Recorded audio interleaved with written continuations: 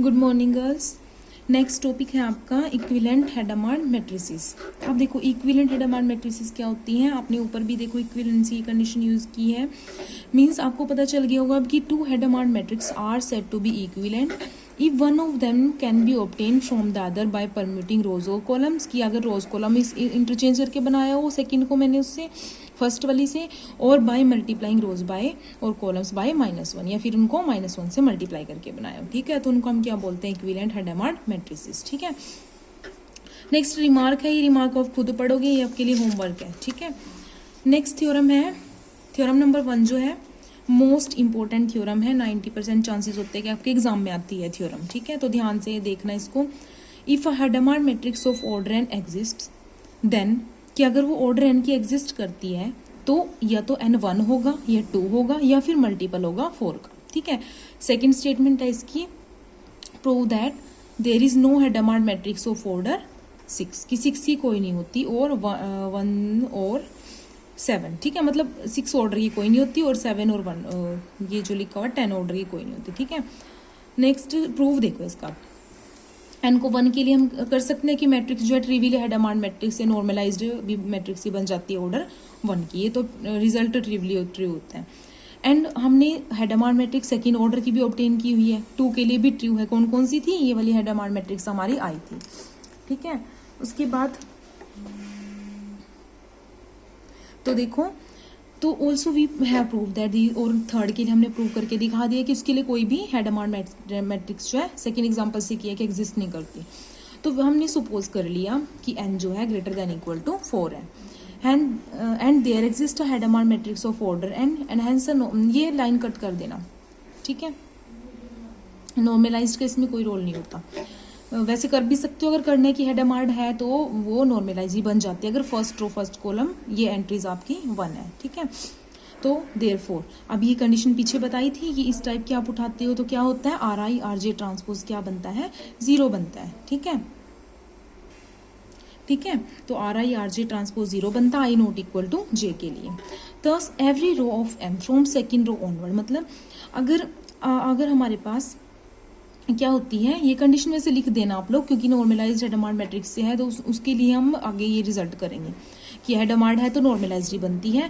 Therefore R I R J transpose 0 है, thus every row of M from second row onward is orthogonal to the first, की हर एक row first की orthogonal होगी second. जैसे मैं एग्जांपल बता देती हूँ, जैसे हमने एम एक मैट्रिक्स उठाई हुई है, ठीक है, ये नॉर्मलाइज्ड हेडामार्ड मैट्रिक्स उठाई हुई है कि सेकंड से ऑनवर्ड क्या होंगी, जो भी रो उठाती हूँ वो क्या होगी, ऑर्थोगोनल होगी फर्स्ट की। ये ऑर्थोगोनल की कंडीशन भी तो होती है हमारे पास, R I R J transpose 0, ठीक है, कि वो अगर मैं इसको इसके साथ मल्टीप्लाई करूंगी तो 0 देगा, ठीक है, आर आई और R J transpose, that is I R I orthogonal to R 1 4 I not equal to 1 के लिए, मतलब 1 की ऑर्थोगोनल होंगी पर आई 2 से स्टार्ट होता है।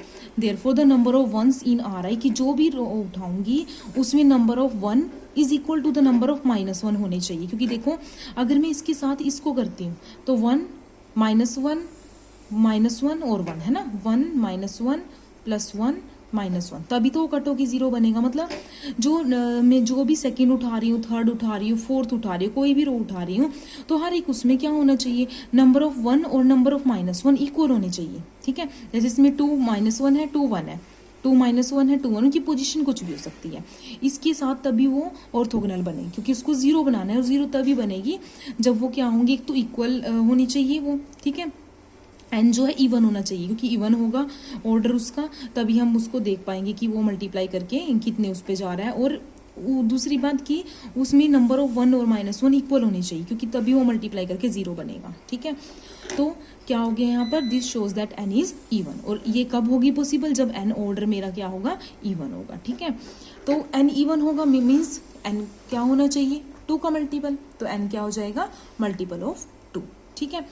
Again by permuting the columns of M, फिर हमने क्या किया, अगर हम उनकी कॉलम्स को थोड़ा इंटरचेंज कर देते हैं, we can assume that the first M entries in the second row of M, मतलब जैसे मैंने ये क्या किया, थोड़ा सा इन उसकी रोज कॉलम्स को इंटरचेंज कर दिया, तो मेरे पास ये बनी हुई है, ठीक है। तो ये तो फिक्स ही रहेगी ये वाली, तो इनको थोड़ा सा किया आगे पीछे, तो क्या है देखो, by permuting the columns of m we can assume that first m entries in the second row of m that is in r to r1 and rest are -1। मतलब सेकेंड रो की फर्स्ट m एंट्रीज क्या है 1 है और बाकी जो m entries है वो -1 है। ठीक है, let j entries among the first m entries of r3 r1। ऐसे ही कि जो j एंट्री अगर ये फर्स्ट m एंट्रीज है इनमें से फर्स्ट j एंट्रीज जो हैं वो क्या है फर्स्ट m एंट्रीज में से r3 की 1 है और rest m minus j among the first m entries are -1। मतलब बची हुई जो हुई अभी टोटल यहाँ से यहाँ तक m थी उनमें से j ये हो गई तो बची हुई क्या हुई m माइनस j। मतलब m माइनस j क्या होगी -1।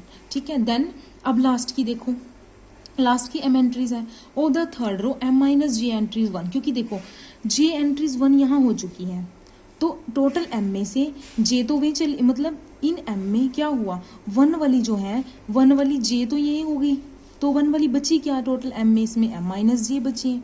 ठीक है, और ये टोटल m में से m माइनस j एंट्रीज 1 है तो ये कितनी बनेगी -1 m माइनस j। मतलब टोटल m में से हम ये m माइनस j माइनस कर देंगे तो m minus m plus j। मतलब ये j एंट्रीज बचेंगी। आया समझ? मतलब अगर ये फर्स्ट m है ये लास्ट m है तो फर्स्ट m की j एंट्रीज 1 है तो बची m माइनस j। ऐसे ही लास्ट की ये m एंट्रीज में ये 1 यहाँ आ चुका है j टाइम्स तो यहाँ पर टोटल m में से m माइनस j टाइम्स ये बचा 1। ठीक है, तो टोटल m में से ये कितनी बचेंगी फिर m माइनस j। मतलब m एंट्रीज ये -1 होंगी। ठीक है, देयरफॉर क्या हो जाएगा j minus m minus j। मतलब अगर इनमें से ये वाली माइनस कर दूं और इसमें से ये वाली माइनस कर दूं तो ये आपस में कट हो जाएंगी ये आपस में कट हो जाएंगी टोटल क्या बन जाएगा 0।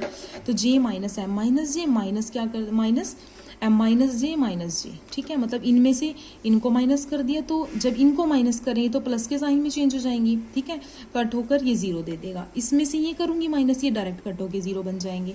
ठीक है, तो ये पूरा 0 बनेगा रिजल्ट। देयर दिस इंप्लाइज, इसको ओपन कर दो j minus m plus j minus यहाँ पर क्या बनेगा जब इसको ओपन करोगे m माइनस j और यहाँ पर ये बन जाएगा आपका m minus j plus j। ठीक है, क्योंकि इसको बाहर भी ओपन करोगे ना माइनस m और माइनस प्लस j और ये भी माइनस माइनस प्लस j हो जाएगा इक्वल टू 0।